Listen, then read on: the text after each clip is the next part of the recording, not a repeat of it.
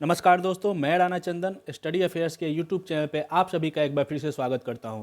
दोस्तों, प्राचीन बिहार के इतिहास की जो सीरीज चल रही है उसके आज 14वें क्लास में हम लोग मौर्य वंश के दूसरे पार्ट में बिंदुसार और अशोक सम्राट से संबंधित परीक्षा की दृष्टि से महत्वपूर्ण पॉइंट्स को 40 इंपॉर्टेंट एमसीक्यू के माध्यम से सॉल्व करेंगे और फिर इन्हीं महत्वपूर्ण पॉइंट्स को व्याख्या के माध्यम से इस तरह समझने का प्रयास करेंगे कि यह पूरा टॉपिक हमें कहानी की तरह याद हो जाए। दोस्तों, मौर्य वंश से संबंधित एक दो वीडियो और इस चैनल पे आएगी, जिसके माध्यम से हम लोग आगे के वीडियो में यह समझने का प्रयास करेंगे कि किस तरह चंद्रगुप्त मौर्य द्वारा स्थापित एक अखंड भारत को किस तरह अशोक ने स्थायित्व प्रदान किया और जब संपूर्ण देश के पे अपना सत्ता स्थापित कर लिया तो किस तरह उसने युद्ध की नीति को छोड़ के धम्म की नीति को अपनाया और फिर संपूर्ण देश में उसने अपने शिलालेखों के माध्यम से शांति का प्रचार किया, यहाँ तक कि अपने पड़ोसी देशों में भी इसका प्रचार प्रसार उसने किया। तो दोस्तों, आगे के वीडियो में हम लोग इन सबको पार्ट वाइज चर्चा करेंगे। अब हम लोग दोस्तों आइए आज के जो 40 एमसीक्यू की जो प्रश्न सीरीज है उसको शुरू करते हैं और लेते हैं पहला प्रश्न। पहला प्रश्न है दोस्तों, चंद्रगुप्त मौर्य के बाद मगध की गद्दी पर कौन बैठा? ऑप्शन है आपके सामने अशोक, दशरथ, बिंदुसार, बिंबिसार, उपरोक्त में से कोई नहीं, उपरोक्त में से एक से अधिक। तो इसका सही उत्तर होगा दोस्तों ऑप्शन सी यानी बिंदुसार। अब हम लोग व्याख्या के माध्यम से समझेंगे बिंदुसार के बारे में कुछ महत्वपूर्ण सूचना को और जानेंगे कि बिंदुसार के बारे में क्या क्या महत्वपूर्ण है जिससे कि परीक्षा में प्रश्न पूछे जाते हैं और पूछे जा सकते हैं। तो इस व्याख्या को आप लोग इत्मीनान से सुनिएगा, 2 से 3 बार अगर सुनिएगा तो आपको पूरी कहानी याद हो जाएगी, ठीक है। और ये व्याख्या काफ़ी महत्वपूर्ण है, आप लोग इसको नोट्स की तरह अगर चाहे तो लिख भी सकते हैं, ठीक है। चंद्रगुप्त मौर्य का उत्तराधिकारी बिंदुसार हुआ जो 298 ईसा पूर्व में मगध की गद्दी पर बैठा। आपको सभी पता है दोस्तों, पिछले वीडियो में दोस्तों एक चीज़ और आपको बता दूं कि इससे पहले जितने भी वीडियो हैं इस सीरीज के तहत उसको इस चैनल के डिस्क्रिप्शन बॉक्स में डाल दिया जाएगा, आप उसे जरूर देखिएगा। और खासकर मौर्य वंश का ये जो दूसरा पार्ट है, इससे पहला पार्ट भी हो चुका है जो कल इस चैनल पे अपलोड किया गया था, उसको देखने के बाद ही यह दूसरा पार्ट आप लोग देखना शुरू करिएगा, वरना फिर पूरी कहानी समझ में नहीं आएगी, ठीक है। तो पिछले वीडियो में हम लोग ने देखा था कि मगध पर चंद्रगुप्त मौर्य ने मौर्य वंश की स्थापना की और 322 ईसा पूर्व से लेकर 298 ईसा पूर्व तक शासन किया। उसके बाद उसका पुत्र और उसका उत्तराधिकारी बिंदुसार हुआ जो 298 ईसा पूर्व में मगध की गद्दी पर बैठता है। बिंदुसार अमित्रघात के नाम से भी जाना जाता है, जिसका अर्थ होता है शत्रु विनाशक। बिंदुसार को वायु पुराण में भद्रसार या मद्रसार तथा जैन ग्रंथों में सिंहसेन कहा गया है। जैन ग्रंथों में बिंदुसार की माता का नाम दुर्धरा बताया गया है और यही बिंदुसार आजीवक संप्रदाय का अनुयायी था, ठीक है। तो हम लोगों ने बिंदुसार के बारे में एक संक्षिप्त अवलोकन कर लिया परीक्षा की दृष्टि से। चंद्रगुप्त मौर्य का पुत्र था बिंदुसार और उसका उत्तराधिकारी भी हुआ जो 298 ईसा पूर्व में मगध की गद्दी पर बैठा और इसकी माता का नाम दुर्धरा था, जिसका रेफरेंस मिलता है जैन ग्रंथों से। बिंदुसार को अमित्रघात के नाम से जाना जाता है, वहीं वायु पुराण में इसे मद्रसार और भद्रसार भी कहा गया है और जैन ग्रंथों में बिंदुसार को सिंहसेन कहा गया है। जैन ग्रंथों के अनुसार इनकी माता का नाम दुर्धरा था और यह किस संप्रदाय का अनुयायी था? तो आजीवक संप्रदाय का। पिछले वीडियो में हम लोगों ने पढ़ा था कि मौर्य वंश के संस्थापक चंद्रगुप्त मौर्य जैन संप्रदाय का अनुयायी था, ठीक है। तो बिंदुसार से संबंधित महत्वपूर्ण इंफॉर्मेशन ये था। अब हम लोग आगे बढ़ते हैं और प्रश्न लेते हैं। दूसरा प्रश्न, बिंदुसार को और किस नाम से भी जाना जाता था? ऑप्शन है आपके सामने ए अमित्रघात, बी भद्रसार, सी सिंहसेन, डी मद्रसार। ई ऑप्शन उपरोक्त में से कोई नहीं या उपरोक्त में से एक से अधिक। तो इसका सही उत्तर होगा दोस्तों ऑप्शन ई, और ऑप्शन ई में भी उपरोक्त में से एक से अधिक, क्योंकि बिंदुसार को अमित्रघात, मद्रसार, सिंहसेन, भद्रसार इन सभी नामों से जाना जाता था और इसकी पिछले प्रश्न की व्याख्या में हम लोगों ने इसकी चर्चा कर ली है। तो इसका सही उत्तर होगा option E. Next question, Amitraghata का अर्थ होता है ए शत्रु से मित्रता करने वाला, बी शत्रु का नाश करने वाला, सी पिता की हत्या करने वाला, डी पुत्र की हत्या करने वाला, ई उपरोक्त में से कोई नहीं, उपरोक्त में से एक से अधिक। तो इसका सही उत्तर हो जाएगा दोस्तों ऑप्शन बी, शत्रु का नाश करने वाला होता है अमित्रघात का अर्थ, और पहले प्रश्न के व्याख्या में हमने इसकी चर्चा कर ली थी। ठीक है, नेक्स्ट क्वेश्चन, जैन ग्रंथों में बिंदुसार की माता का नाम क्या मिलता है? ऑप्शन है आपके सामने, ए मूड़ा, बी कौरकी, सी दुर्धरा, डी यशोधरा, ई उपरोक्त में से कोई नहीं, उपरोक्त में से एक से अधिक। तो इसका सही उत्तर हो जाएगा दोस्तों ऑप्शन सी, जैन ग्रंथों में बिंदुसार की माता का नाम दुर्धरा मिलता है। और पिछले वीडियो में, कल के वीडियो में हम लोगों ने पढ़ा था कि चंद्रगुप्त मौर्य की माता का नाम था मूड़ा या मूड़।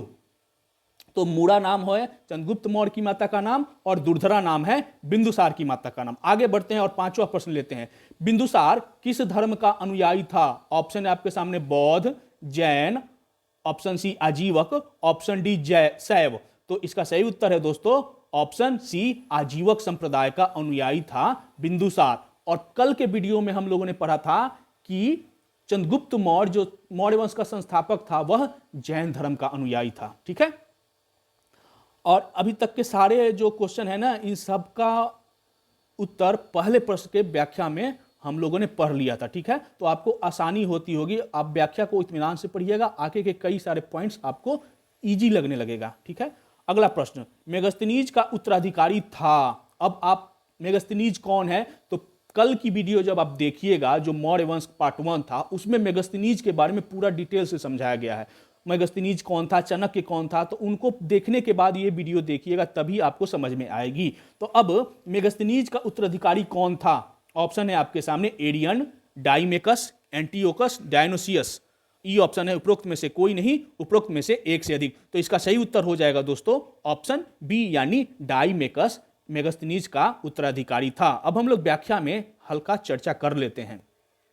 यूनानी जो इतिहासकार था एस्ट्रेबो, उसके अनुसार सीरियन नरेश, सीरिया का जो नरेश था उस समय, एंटीओकस प्रथम, उसने डाइमेकस नामक राजदूत को बिंदुसार के दरबार में भेजा था। तो बिंदुसार के दरबार में डाइमेकस को किसने भेजा था? तो सीरिया से वो आया था, और सीरियन नरेश एंटीओकस प्रथम ने उसको बिंदुसार के दरबार में भेजा था, और इसे मेगस्थनीज का उत्तराधिकारी माना जाता है। मेगस्थनीज कौन था?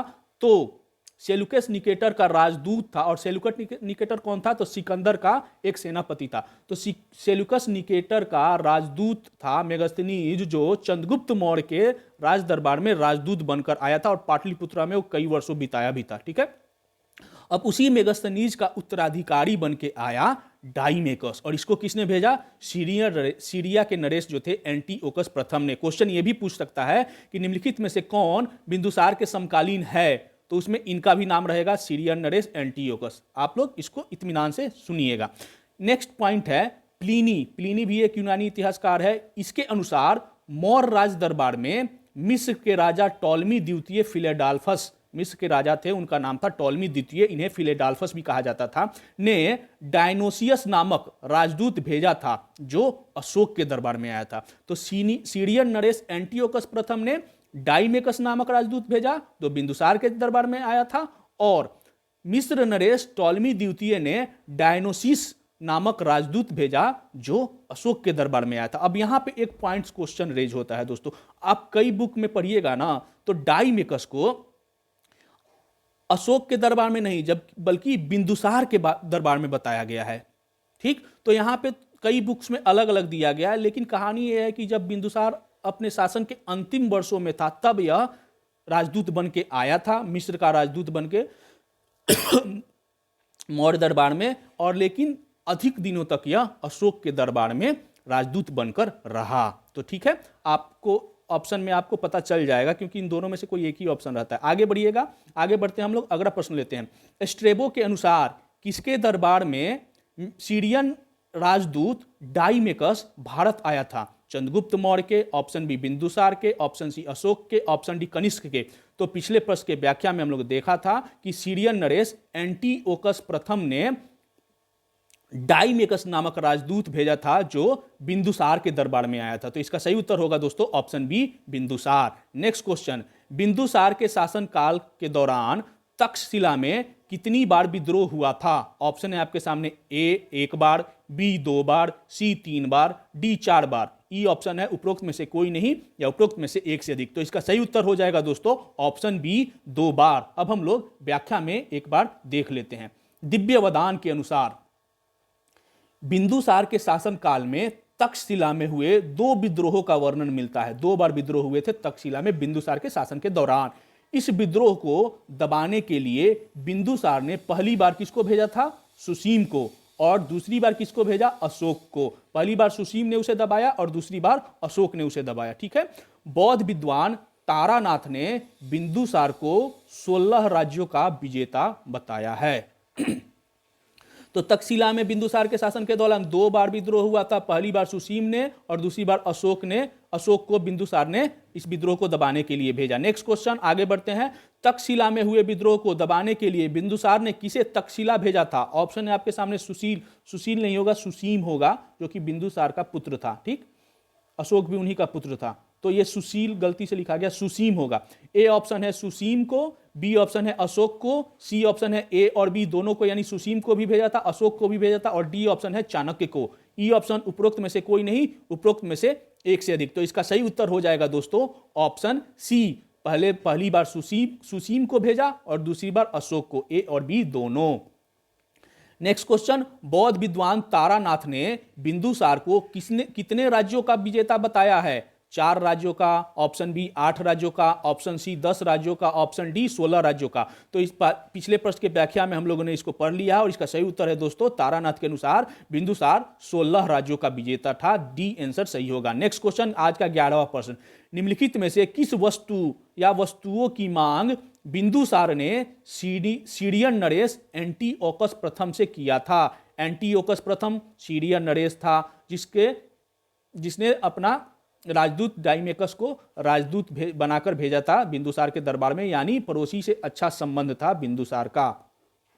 तो बिंदुसार ने किन चीजों की मांग की थी सीरियन नरेश एंटीओकस प्रथम थे? ऑप्शन है मीठी मदिरा, ऑप्शन बी सूखे अंजीर, ऑप्शन सी एक दार्शनिक, ऑप्शन डी उपरोक्त सभी। तो इसका सही उत्तर हो जाएगा इन सभी की मांग, तीनों वस्तुओं की मांग बिंदुसार ने सीरियन नरेश एंटीओकस प्रथम से की थी। मीठी मदिरा, सूखे अंजीर और एक दार्शनिक। व्याख्या में हम लोग देख लेते हैं। एथिनियस नामक एक अन्य यूनानी लेखक ने बिंदुसार तथा सीरिया के शासक एंटीओकस प्रथम के बीच मैत्रीपूर्ण पत्र व्यवहार का वर्णन किया है, जिसमें भारतीय शासक ने 3 चीजों की मांग की थी। कौन कौन? सूखी अंजीर, अंगूरी मदिरा और एक दार्शनिक। इन तीनों की मांग की थी, लेकिन सीरिया का जो सम्राट थे उन्होंने 2 चीजें अंगूरी मदिरा और सूखी अंजीर तो भेजवा दी, लेकिन जो तीसरी मांग थी एक दार्शनिक, उसमें कहा कि यूनानी कानून के अनुसार दार्शनिकों का विक्रय नहीं किया जाता है। मतलब यूनानी कानून यह कहता है कि दार्शनिकों का क्रय विक्रय नहीं होता है, तो इसलिए केवल 2 चीजों को ही उसने भिजवाया। नेक्स्ट क्वेश्चन, किस मौर्य शासक के दरबार में आजीवक संप्रदाय का एक ज्योतिषी पिंगलवत्स निवास करता था? ऑप्शन है आपके सामने चंद्रगुप्त मौर्य, बिंदुसार, अशोक, तीवर। तो इसका सही उत्तर हो जाएगा दोस्तों आजीवक ज्योतिष पिंगलवत्स बिंदुसार के दरबार में रहता था। और इसके बारे में एक महत्वपूर्ण कथन भी है, इसका हम लोग व्याख्या में देखते हैं। दिव्यावदान से ज्ञात होता है कि बिंदुसार के राज्यसभा में आजीवक संप्रदाय का एक ज्योतिषी पिंगलवत्स निवास करता था, क्योंकि बिंदुसार भी आजीवक संप्रदाय का अनुयायी था, यानी पिंगलवत्स ने अशोक के बारे में भविष्यवाणी किया था और कहा था कि आगे चलकर यह महान राजा बनेगा। अशोक चूंकि बिंदुसार का ही पुत्र था। बिंदुसार के काल में भी चाणक्य ही इसका प्रधानमंत्री थे। चंद्रगुप्त, पिछले वीडियो में हम लोगों ने पढ़ा था कि चंद्रगुप्त मौर्य का प्रधानमंत्री भी चाणक्य ही थे, और बिंदुसार के काल में भी बिंदुसार के प्रधानमंत्री चाणक्य ही थे। ठीक है, आगे बढ़ते हैं, अगला प्रश्न लेते हैं। किसने अशोक के बारे में भविष्यवाणी किया था कि आगे चलकर यह एक महान राजा बनेगा? ऑप्शन है आपके सामने चाणक्य ने, मेगस्थनीज ने, ऑप्शन डी पिंगलवत्स ने, ऑप्शन डी चरक ने। तो आजीवक संप्रदाय का एक ज्योतिषी पिंगलवत्स ने यह कथन कहा था, जो कि मौर्य दरबार में रहता भी था। नेक्स्ट क्वेश्चन, बिंदुसार के काल में भी प्रधानमंत्री कौन था? ऑप्शन है आपके सामने, A Amatya Rakshasa, option B Upagupta, option C Chanakya, option D Susima. तो इसका सही उत्तर है दोस्तों चाणक्य। चाणक्य चंद्रगुप्त मौर्य के दरबार में के काल में भी प्रधानमंत्री था और बिंदुसार के काल में भी चाणक्य ही प्रधानमंत्री थे। नेक्स्ट क्वेश्चन, आज का 15वां प्रश्न, अशोक किसका पुत्र था? ए चंद्रगुप्त मौर्य का, बी चाणक्य का, सी बिंदुसार का, डी बिंबिसार का। तो इसका सही उत्तर हो जाएगा दोस्तों ऑप्शन सी, बिंदुसार का पुत्र था अशोक। अब हम लोग थोड़ा सा व्याख्या के माध्यम से समझ लेते हैं। अशोक, इसका काल 273 से 232 माना जाता है, लेकिन इसका वास्तविक जो अभिषेक हुआ यह अशोक बिंदुसार का पुत्र था। अशोक का वास्तविक राज्याभिषेक 269 ईसा पूर्व में हुआ। इससे पहले, मतलब राजा बनने से पहले अशोक उज्जैन का राज्यपाल था। सिंहली अनुश्रुतियों के अनुसार अशोक ने अपने 99 भाइयों की हत्या करके सिंहासन प्राप्त की, जो कि इसे इतिहासकार इसको सही नहीं मानते। महाबोधि वंश तथा तारानाथ के अनुसार सत्ता प्राप्ति के लिए गृह युद्ध में अपने भाइयों का वध करके अशोक ने साम्राज्य प्राप्त किया था। यह और यही सही था, 99 भाइयों का वध नहीं किया था, लेकिन हाँ सत्ता संघर्ष हुआ था। ठीक है, आगे बढ़ते हैं, अगला प्रश्न लेते हैं। अशोक का वास्तविक राज्याभिषेक कब हुआ था? 273 ईसा पूर्व में, 269 ईसा पूर्व में, 261 ईसा पूर्व में, 251 ईसा पूर्व में। तो इसका सही उत्तर हो जाएगा दोस्तों 269 ईसा पूर्व में अशोक का वास्तविक राज्याभिषेक हुआ। नेक्स्ट क्वेश्चन, बौद्ध साक्ष्यों के अनुसार अशोक अपने पिता के शासनकाल में कहां का राज्यपाल था? ऑप्शन है आपके सामने, अवंती, तक्षशिला, पाटलिपुत्र, मथुरा। तो अवंती की राजधानी थी उज्जैनी, तो वही उज्जैनी ही होगा इसका सही उत्तर। अवंती का या उज्जैनी का, दोनों एक ही जगह का नाम है। ठीक है, अवंती की राजधानी थी उज्जैनी। आगे बढ़ते हैं, अगला प्रश्न लेते हैं। सिंहली अनुश्रुतियों के अनुसार अशोक ने अपने कितने भाइयों की हत्या कर सिंहासन प्राप्त किया था? ऑप्शन है आपके सामने 99, 100, option A 100, option B 99, option C 110, option D 50। तो इसका सही उत्तर हो जाएगा दोस्तों, पिछले प्रश्न के व्याख्या में हम लोग ने पढ़ा भी था 99। और कहा जाता है ना कि उस समय का, वर्तमान में जो पटना का अगम कुआं है, इसी कुएं में अशोक ने अपने 99 भाइयों की हत्या करके फेंकवा दिया था, जो कि सत्य प्रतीत नहीं होता है। ठीक है, नेक्स्ट क्वेश्चन, अशोक का अपने शिलालेखों में सामान्यतः जिस नाम से उल्लेख हुआ है वह है? Option A Chakravarti, option B Dharmadev, option C Dharmakriti, option D Devanam Priyadasi, और ऑप्शन ई उपरोक्त में से कोई नहीं या उपरोक्त में से एक से अधिक। तो इसका सही उत्तर हो जाएगा दोस्तों ऑप्शन डी, देवनाम प्रियदसी के नाम से उसके शिलालेखों में खुद का उल्लेख, उसका अशोक का उल्लेख हुआ है। अशोक ने अपने उल्लेखों में किया है। तो अब हम लोग देख लेते हैं व्याख्या के माध्यम से। अशोक को उसके अभिलेखों में, अशोक द्वारा जो अभिलेख मिले हैं उसमें सामान्यतः उसे देवनाम प्रिय या देवनाम प्रियदसी कहा गया है, जिसका अर्थ होता है देवताओं का प्रिय या देखने में सुंदर। पुराणों में उसे अशोकवर्धन तथा दीपवश में करमोली कहा गया है। अशोक नाम का उल्लेख, अशोक के जितने भी जो अभिलेख है ना, शिलालेख, उसमें अशोक शब्द किन किन अभिलेखों में मिलता है? तो वो है 4 जगह, मास्की, गुर्जरा, नेटूर तथा उद्गोमल अभिलेख। इन 4 अभिलेखों में उसका नाम अशोक मिलता है, बाकी जगह देवनाम प्रियदसी, मैक्सिमम जगह पे यही मिलता है। ठीक है, इन 4 ही जगहों पर अशोक का नाम अशोक मिलता है। अब इसको परीक्षा में यह प्रश्न पूछे जाते हैं। आगे का पहले हम लोग देख लेते हैं। राज्याभिषेक से संबंधित मास्की के लघु शिलालेख में अशोक ने स्वयं को बुद्ध शाक्य कहा है, बौद्ध धर्म अपना लिया था। तो मास्की का जो लघु शिलालेख मिला है उसमें अशोक ने स्वयं को बुद्ध शाक्य कहा है। ठीक है, अब हम लोग इसके व्याख्या में जो ये 4 वर्ड है ना, ये क्वेश्चन पूछे जाते हैं बार बार कि अशोक के नाम का उल्लेख अशोक किस अभिलेख में मिला है? तो 4 जगह, मास्की, गुर्जरा, नेटूर, उद्गोमल। इसको हम लोग 4 वर्ड से याद करेंगे, MGNU। अब MGNU आपको याद नहीं होगा, तो MGNU का फुल फॉर्म अपने से हम लोग रेज करते हैं। M से महात्मा, G से गांधी, N से नेशनल, यू से यूनिवर्सिटी, आप ये नाम याद रखिएगा, महात्मा गांधी नेशनल यूनिवर्सिटी। और इससे जोड़िएगा एम से मास्की, जी से गुर्जरा, सी से एन से नेटूर और यू से उदय गोमल। इन 4 जगहों से के जो अभिलेख हैं उनमें अशोक का नाम अशोक मिलता है, बाकी जगहों पर उसे देवनाम प्रिय या देवनाम प्रियदर्शी मिलता है। ठीक है, तो ये ट्रिक है, अगर आपको यह अच्छा लगे तो इसको फॉलो करिएगा। अगला प्रश्न लेते हैं, 20वां प्रश्न, पुराणों में अशोक को क्या कहा गया है? तो पिछले प्रश्न के व्याख्या में हम लोगों ने इसकी चर्चा कर ली है। ऑप्शन है आपके सामने करमोली, अशोकवर्धन, देवनाम प्रिय, ऑप्शन डी अशोक। तो इसका सही उत्तर है दोस्तों अशोकवर्धन, बी। पुराणों में अशोक को अशोकवर्धन कहा गया है। बौद्ध ग्रंथ दीपवंश में अशोक को किस नाम से पुकारा गया है? ऑप्शन है आपके सामने, ए करमोली, बी अशोकवर्धन, सी देवनाम प्रिय, डी अशोक। तो इसका सही उत्तर हो जाएगा दोस्तों बौद्ध ग्रंथ दीपवंश में अशोक को करमोली नाम से पुकारा गया है। इन सबकी चर्चा हम लोगों ने इस व्याख्या में की थी। आज का 22वां प्रश्न लेते हैं, अभिलेखों में किस शासक का उल्लेख देवनाम प्रिय एवं देवनाम प्रियदर्शी के रूप में किया गया है? ऑप्शन है आपके सामने, चंद्रगुप्त मौर्य, अशोक, समुद्रगुप्त, हर्षवर्धन। तो इसका सही उत्तर हो जाएगा दोस्तों ऑप्शन बी, अशोक का नाम उल्लेख किया गया है देवनाम प्रिय और देवनाम प्रियदर्शी के रूप में। नेक्स्ट क्वेश्चन, निम्नलिखित में से किस अभिलेख में अशोक के व्यक्तिगत नाम का उल्लेख मिलता है? यानी अशोक का नाम अशोक मिलता है किस अभिलेख में? तो हम लोगों ने पिछले प्रश्न के व्याख्या में चर्चा भी की थी और उसे ट्रिक के माध्यम से याद भी किया था। ट्रिक था MGNU, Mahatma Gandhi national university. बस एक अपने लिए एक यूनिवर्सिटी खोल देते हैं, Mahatma Gandhi national university. M for मास्की,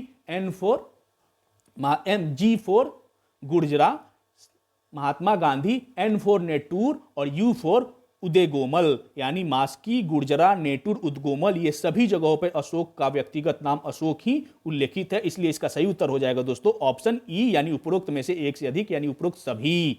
ठीक है, अशोक नाम का उल्लेख मास्की, गुर्जरा, नेटूर तथा उदय गोमल अभिलेख में मिलता है। और MGNU, Mahatma Gandhi national university, M for Maski, G for Gurjara, N for Nittur और U for Uday Gomal. Next question, आपको अच्छा लगेगा तो ये ट्रिक फॉलो करिएगा।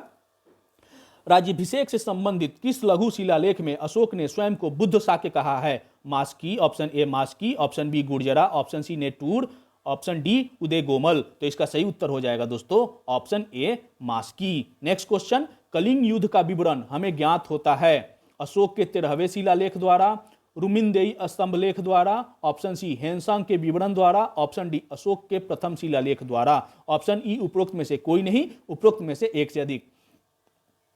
तो इसका सही उत्तर हो जाएगा दोस्तों ऑप्शन ए, अशोक के 13वें शिलालेख में कलिंग युद्ध का वर्णन मिलता है। अब हम लोग कलिंग युद्ध के बारे में संक्षेप में जान लेते हैं। अशोक ने अपने राज्याभिषेक के 8वें वर्ष यानी 269 ईसा पूर्व में वह राज्याभिषेक किया था और 261 ईसा पूर्व में कलिंग पर आक्रमण किया और कलिंग की राजधानी तोसली पर अधिकार कर लिया। कलिंग के पर 261 ईसा पूर्व में आक्रमण किया और उसकी राजधानी तोसली पर अधिकार कर लिया। यह कलिंग जो है वर्तमान उड़ीसा के दक्षिणी भाग में स्थित है। अशोक के 13वें अभिलेख से कलिंग युद्ध के बारे में विस्तृत जानकारी मिलती है। कलिंग युद्ध में हुए नरसंहार से विचलित होकर अशोक ने युद्ध की नीति को सदा से त्याग दिया और धम्म की नीति अपना ली। ठीक है, तो कलिंग के बारे में थोड़ी बहुत जानकारी हम लोगों को यहाँ मिल जाती है। कल के वीडियो में हम लोग जितने भी अशोक के शिलालेख है ना उनसे संबंधित पूरा क्लियर कंसेप्ट के साथ हम लोग कल व्याख्या करेंगे। ठीक है, तो आज केवल कलिंग युद्ध के बारे में चर्चा था, इसलिए हम लोग 13वें शिलालेख की चर्चा कर लेते हैं। नेक्स्ट, कलिंग युद्ध की विजय तथा क्षतियों का वर्णन अशोक के किस शिलालेख में है? प्रथम शिलालेख, द्वितीय शिलालेख, 12वां शिलालेख, 13वां शिलालेख। तो सही उत्तर हो जाएगा दोस्तों ऑप्शन डी, 13वें शिलालेख में कलिंग युद्ध का बारे में विस्तृत वर्णन है। नेक्स्ट क्वेश्चन, अशोक द्वारा किस वर्ष कलिंग युद्ध लड़ा गया था? ऑप्शन है आपके सामने 261 ईसा पूर्व में, 263 ईसा पूर्व में, 251 ईसा पूर्व में, 265 ईसा पूर्व में। तो सही उत्तर है दोस्तों ऑप्शन, अपने राज्याभिषेक के 8वें वर्ष यानी 261 ईसा पूर्व में उसने कलिंग पर आक्रमण किया और कलिंग की राजधानी क्या थी? तोसली। और नेक्स्ट क्वेश्चन भी यही है कि कलिंग की राजधानी क्या थी? तो इसका सही उत्तर हो जाएगा दोस्तों ऑप्शन सी, तोसली थी कलिंग की राजधानी, जो आधुनिक उड़ीसा के दक्षिण भाग में पड़ता है। नेक्स्ट क्वेश्चन, किस युद्ध में हुए भारी तबाही तथा जान माल की हानि को देखकर अशोक का हृदय परिवर्तन हुआ और उसने युद्ध नीति त्याग कर धम्म की नीति की घोषणा की? ऑप्शन है आपके सामने कलिंग, सिंधु, कंबोज, अवंती। तो सही उत्तर है दोस्तों कलिंग युद्ध के बाद उसने युद्ध की नीति का सर्वदा के लिए त्याग दिया और धम्म की नीति अपना लिया। नेक्स्ट क्वेश्चन, आज का 30वां प्रश्न, अशोक के साम्राज्य के संबंध में निम्नलिखित में से कौन सा विकल्प सही नहीं है? आपको गलत विकल्प चुनना है। ऑप्शन ए है अशोक का साम्राज्य उत्तर पश्चिम सीमा प्रांत यानी अफगानिस्तान से लेकर दक्षिण में कर्नाटक तक फैला था। ऑप्शन बी, पश्चिम में काडियावाग गुजरात से लेकर पूर्व में बंगाल की खाड़ी तक विस्तृत था। अशोक के साम्राज्य की बात हो रही है। ऑप्शन सी, कलहन की राजतरंगिणी से पता चलता है कि अशोक का अधिकार कश्मीर पर भी था। और ऑप्शन डी है अशोक ने कश्मीर में श्रीनगर तथा नेपाल में देवपत्तन नामक नगर बसाया। पांचवा ऑप्शन है उपरोक्त में से कोई नहीं, उपरोक्त में से एक से अधिक। तो इसका सही उत्तर हो जाएगा उपरोक्त में से कोई नहीं, यानी कोई भी विकल्प गलत नहीं है, सही नहीं है। हाँ, ये मतलब उपरोक्त में से एक से अधिक माने सभी विकल्प जो है ना वो सही है। ठीक है, इसका सही उत्तर हो जाएगा ऑप्शन ई, और ये चारों विकल्प सही है। कई अभिलेखों से स्पष्ट होता है कि व्याख्या में लोग देख लेते हैं कि उसका साम्राज्य यानी अशोक का साम्राज्य उत्तर पश्चिम सीमा प्रांत अफगानिस्तान से लेकर दक्षिण में कर्नाटक तक तथा पश्चिम में काठियावाड़ जो गुजरात में पड़ता है वहां से लेकर पूर्व में बंगाल की खाड़ी तक विस्तृत था।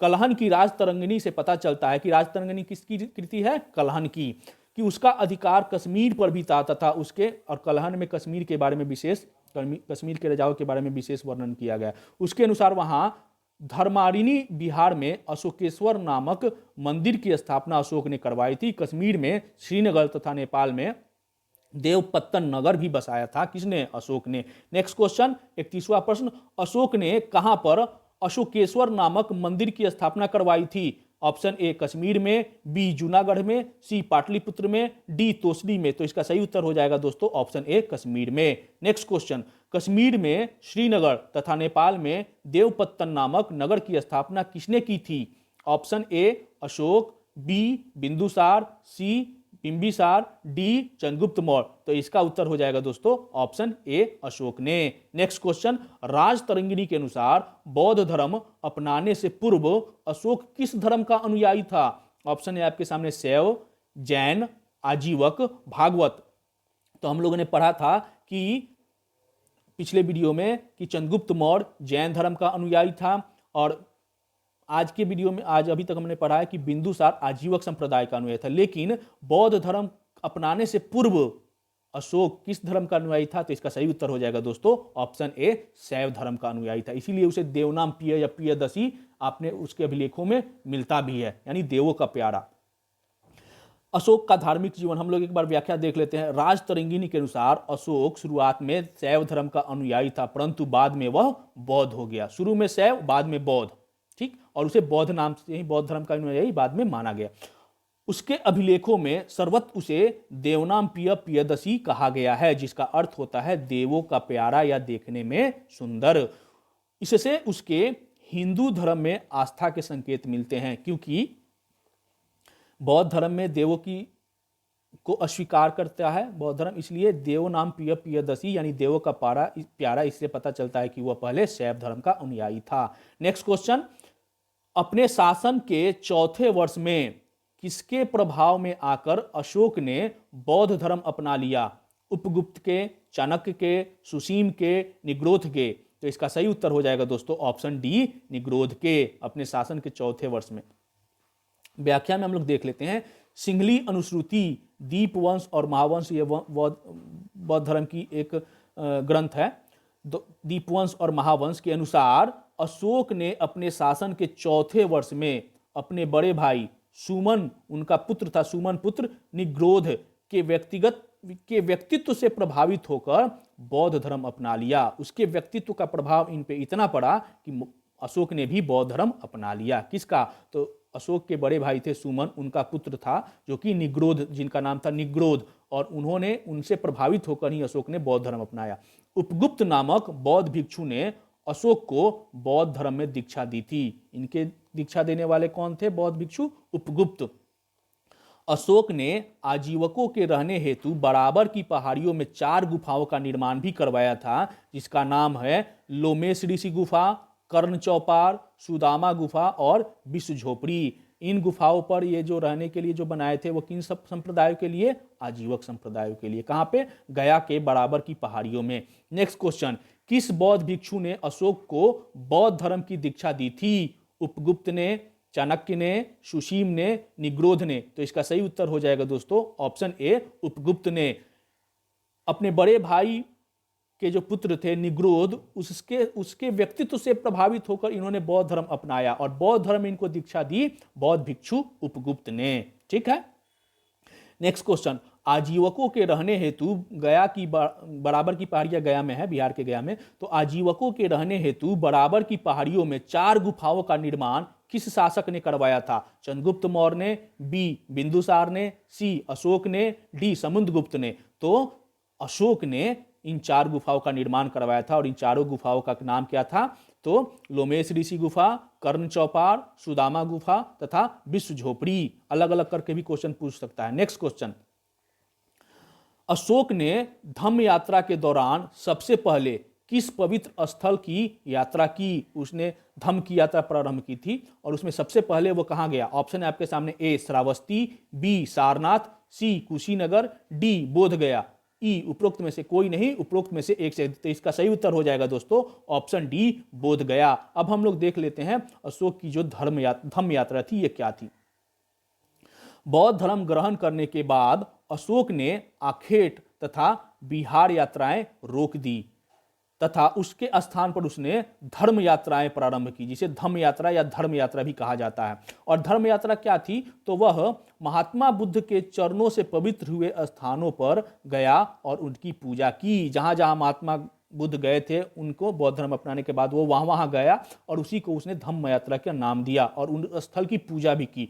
तो उसी यात्राओं के क्रम में वो सबसे पहले कहां गया? बोध गया। उसके बाद कहां गया? कुशीनगर। उसके बाद कहां गया? लुम्बिनी। उसके बाद कहां गया? कपिलवस्तु। उसके बाद कहां गया? सारनाथ। उसके बाद कहां गया? श्रावस्ती। आपने बौद्ध धर्म में आपने ये पढ़ा भी होगा कि बोध गया में उनको ज्ञान की प्राप्ति हुई थी, कुशीनगर में उनकी मृत्यु हुई थी, लुम्बिनी में जन्म हुआ था, कपिलवस्तु के ये राजा के पुत्र थे, सारनाथ में उन्होंने प्रथम धर्म चक्र परिवर्तन दिया था और श्रावस्ती में सर्वाधिक 21 बार उन्होंने अपने उपदेश दिए थे। उनका ठहराव हुआ था किसका? बौद्ध महात्मा बुद्ध का। तो इन्हीं जगहों पर उन्होंने धम्म यात्राएं की और सबसे पहले बोध गया। अशोक ने अपने राज्याभिषेक के 10वें वर्ष बोध गया था। राज्याभिषेक 269 ईसा पूर्व में हुआ था, उसके 10वें वर्ष में कहां गया? बोध गए।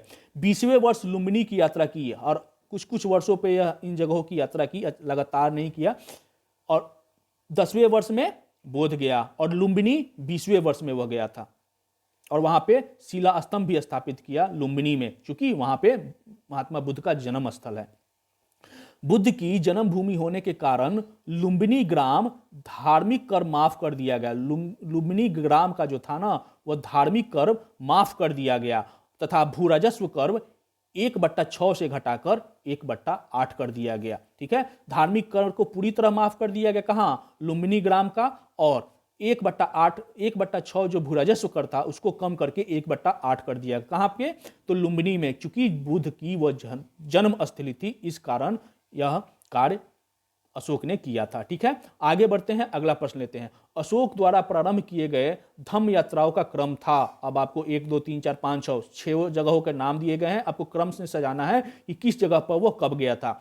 1 नंबर पर है बोध गया, 2 नंबर पर है कुशीनगर, 3 नंबर पर लुम्बिनी, 4 नंबर पर कपिलवस्तु, 5 नंबर पर सारनाथ, 6 नंबर पर श्रावस्ती। अब आपको बताना है कि कब कब वो गया। ऑप्शन दिया गया है, ए में 1 2 3 4 5 6, बी ऑप्शन है 3 4 5 1 2 6, सी ऑप्शन है 6 5 4 3 2 1, डी ऑप्शन है 1 2 3 4 4 6 5।